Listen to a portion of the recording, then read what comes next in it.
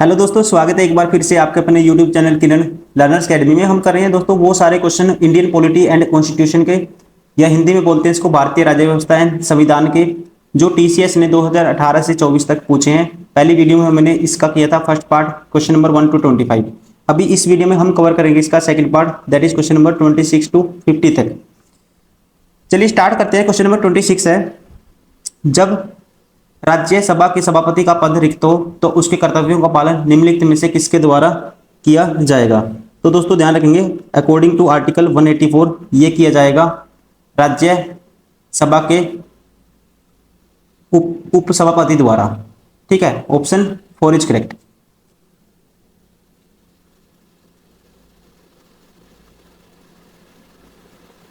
Question number 27, dash के पास संसद के किसी भी सदन का आह्वान या सत्रावासन करने या लोकसभा को भंग करने की शक्ति होती है। तो ये होती है दोस्तों, ध्यान रखेंगे, भारत के राष्ट्रपति के पास। Option first is correct, according to article 85(1). Question number 28,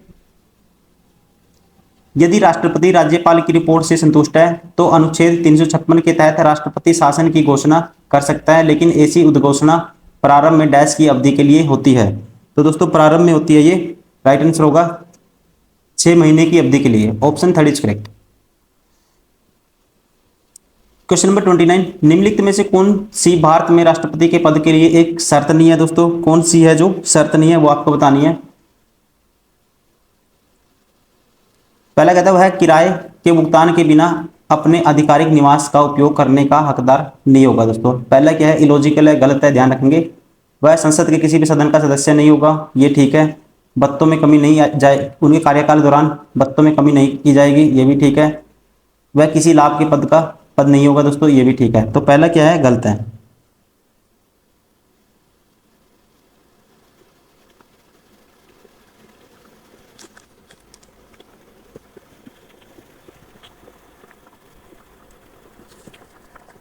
question number 30, भारतीय संविधान का अनुच्छेद 77 डैश से संबंधित है। दोस्तों अनुच्छेद जो 77 है ये संबंधित है, ध्यान रखेंगे। राइट आंसर होगा ऑप्शन 4, भारत सरकार के कारोबार के संचालन।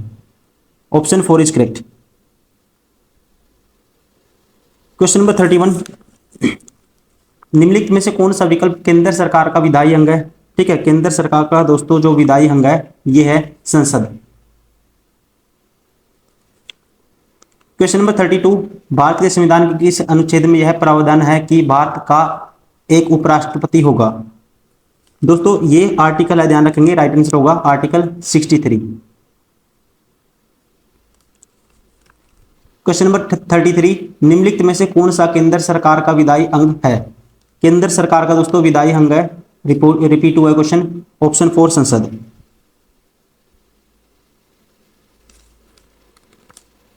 क्वेश्चन नंबर 34, निम्नलिखित में से कौन सा विकल्प भारतीय संसदीय प्रणाली शासन प्रणाली की विशेषता नहीं है। कौन सी इसकी विशेषता नहीं है, ये आपको बताना है। प्रधानमंत्री का नेतृत्व दोस्तों है, बहुमत प्राप्त दल का शासन ये भी है, विधानमंडल में मंत्रियों की सदस्य न होना ये गलत है, निचले सदन का विघटन ये भी है। तो राइट आंसर होगा ऑप्शन 3।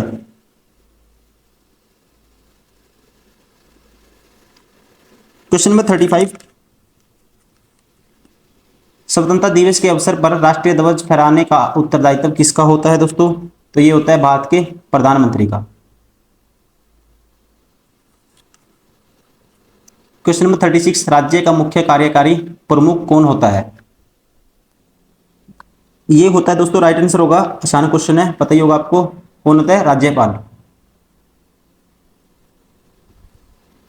क्वेश्चन नंबर 37, राज्य विधानसभा में धन विधेयक को डैश की पूर्व अनुमति से पेश किया जा सकता है। तो दोस्तों राइट आंसर होगा ऑप्शन फर्स्ट, धन विधेयक को राज्यपाल की पूर्व अनुमति से पेश किया जा सकता है। क्वेश्चन नंबर 38, पंजाब ने किस तारीख को विधान परिषद को भंग एबोलिश कर दिया था। पंजाब ने किया था दोस्तों, राइट आंसर होगा ऑप्शन सेकंड, 1 जनवरी 1970 में।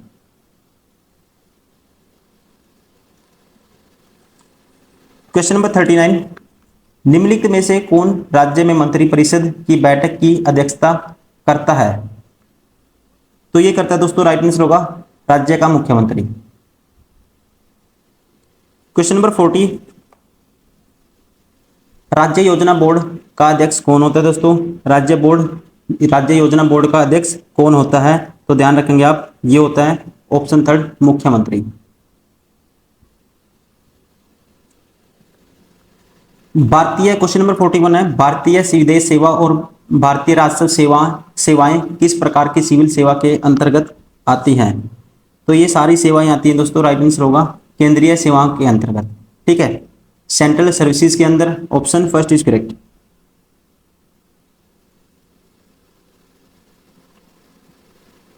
क्वेश्चन नंबर 42, भारतीय संविधान के किस अनुच्छेद में वित्त आयोग की स्थापना का प्रावधान है दोस्तों? वित्त आयोग की स्थापना का प्रावधान है आर्टिकल 280 में। Option 4 is correct. Question number 43, Bharat के महापंजीयक और जनगणना आयुक्त का कार्यालय किस मंत्रालय के अंतर्गत आता है?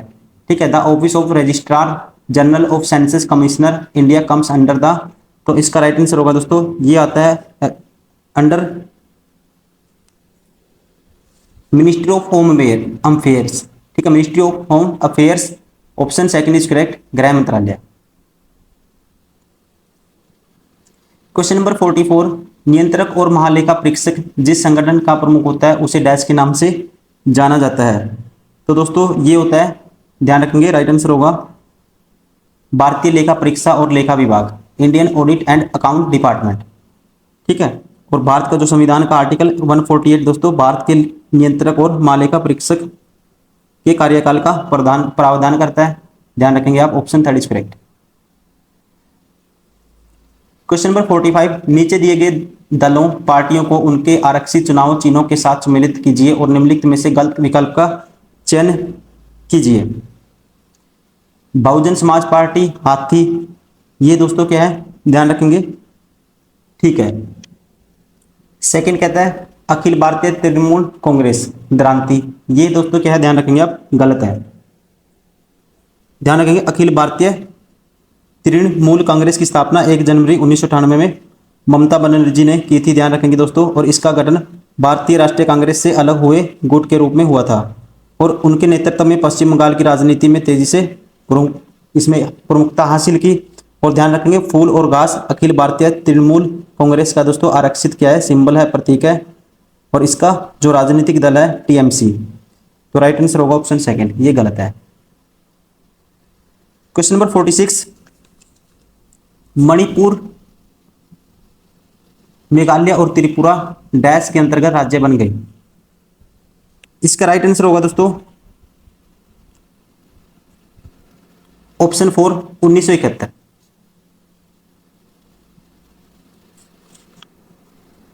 क्वेश्चन नंबर 47, केंद्र राज्य संबंधों से संबंधित मुद्दों की जांच के लिए केंद्र सरकार ने किस आयोग की नियुक्ति की थी? तो ये आयोग था दोस्तों, ध्यान रखेंगे, सरकारी आयोग। किसकी नियुक्ति की थी? सरकारी आयोग, ऑप्शन सेकंड इज करेक्ट। और इसका गठन कब हुआ था? 1983 में। क्वेश्चन नंबर 48, संघवाद के संस्थागत तंत्र में कितनी राज्य व्यवस्थाएं हैं? संघवाद के संस्थागत तंत्र में कितनी राज्य व्यवस्थाएं हैं? तो दोस्तों ध्यान रखेंगे, इसका राइट आंसर होगा ऑप्शन फर्स्ट 2।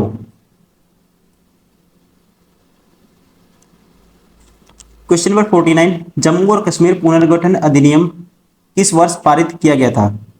दोस्तों ये किया गया था, राइट आंसर होगा 2019 में। ठीक है, जम्मू और कश्मीर पुनर्गठन अधिनियम 1919 में 5 अगस्त 1919 से इसको पारित किया गया था।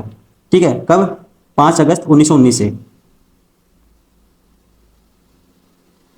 क्वेश्चन नंबर 50, निम्नलिखित में से किस राज्य केंद्र शासित प्रदेश में भारत की पहली पूर्णतया 100% डिजिटल साक्षर पंचायत है? तो दोस्तों ये है, राइट आंसर होगा इसका ऑप्शन 4, केरला में। तो ये था दोस्तों इसका सेकंड पार्ट। हम कर रहे हैं वो सारे question Indian polity and constitution के जो टीसीएस ने 2018 से 24 तक पूछे हैं, और ये था इसका सेकंड पार्ट। उम्मीद करता हूँ वीडियो पसंद आई होगी। Thank you very much.